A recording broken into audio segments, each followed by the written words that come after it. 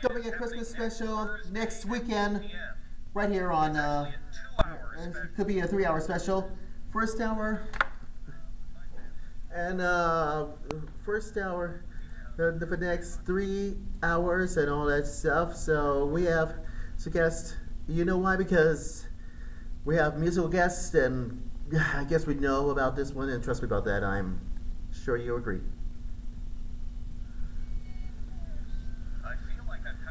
I'm here to touch with a. Anyway. Really quick, invite everyone to watch this show. This is because it makes me want to know about. They're gonna be doing because we have musical guests and all that stuff. You know why? Because all that it makes us see you. We have Charles Krauthammer and all that stuff. And music is gonna be on iTunes, wherever it is. Download it. Great music. Chris Special. And don't forget, probably 2 weeks, we're going to do a Christmas special on my Time Factor radio show.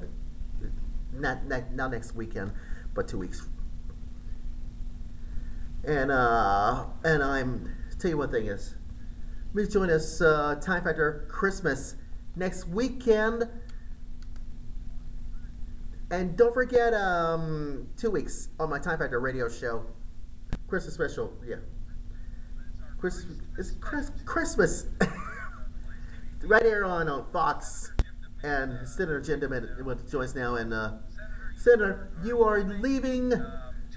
Tell me about Tim Scott and who are you pulling for it? To replace you.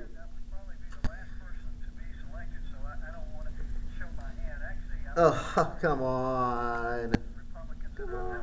Come on.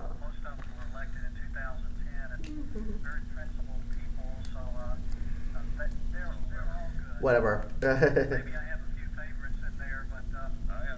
I understand that.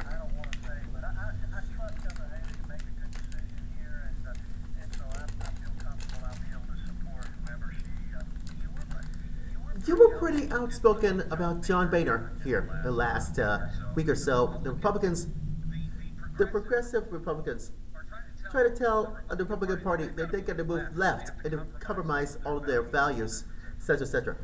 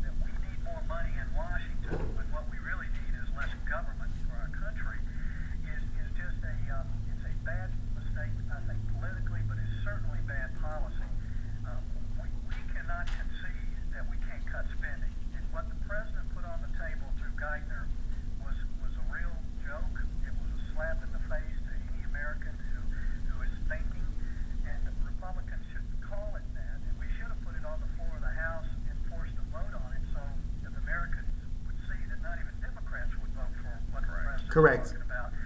But so I understand political realities. I've been there a long time. The president won the election, but the fact is the president can't get anything unless the House passes it.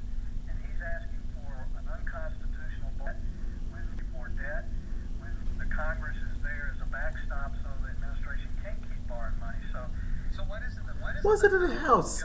Just passed. Exactly what he's asking. Rambler said, give it to him. Give it to him. Do you agree with that? And 2 years ago, the same situation, same economy. President said we can't raise taxes on 2%. They're the job creators.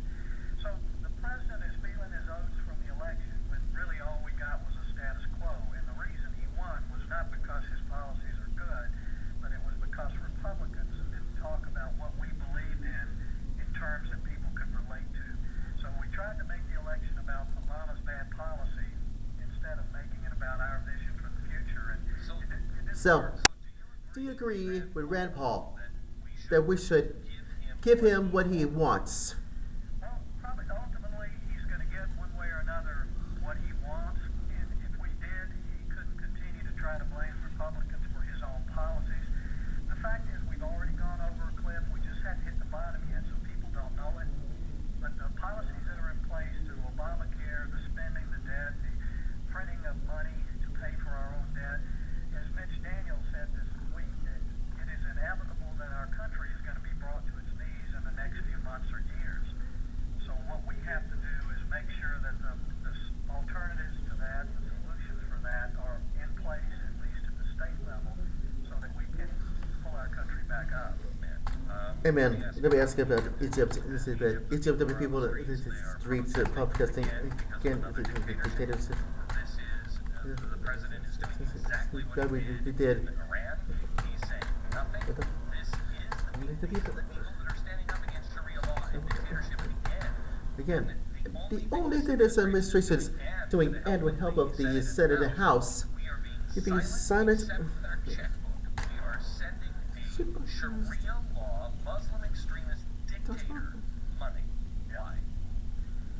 It's really frustrating. If you know anything about history, I visited a lot of the former Soviet republics a few years ago, and so many people were thankful for Ronald Reagan just for being their beacon of hope by criticizing the totalitarian government that they were under. And that kept them going.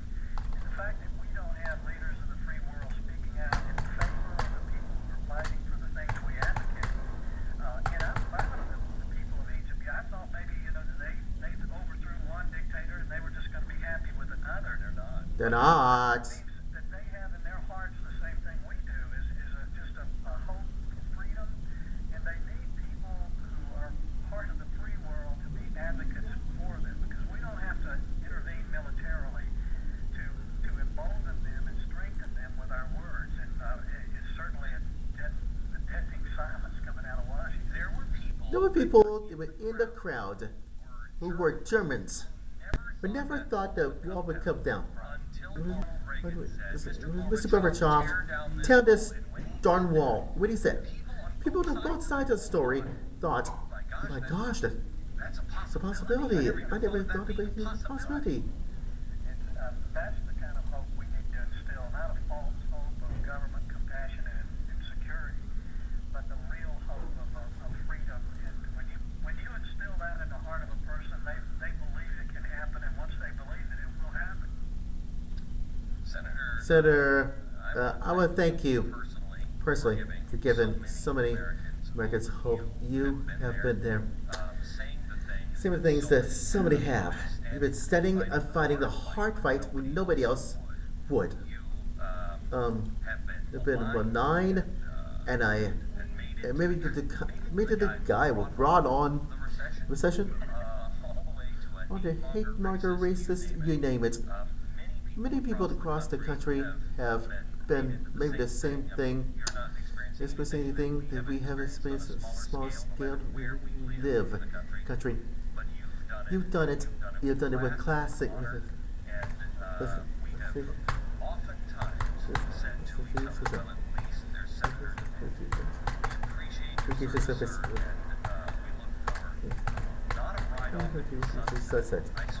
I swear to God, it is yourself. It would go away. Yeah. Glenn, I have to thank you and all the Americans who covered my back through a lot of this. It's what keeps me going in fighting, and it makes me want to jump back in the arena. But I'm still in the arena, and I frankly think that you and me and folks outside of Congress will do more good than those who are sitting in those seats. Well,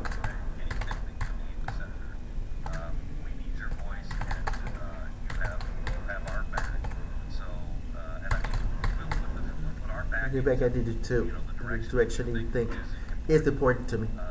We'll be with you side by side, so let's know. God bless. Oh my God, you thanks a lot. Sen.Jim, back in seconds.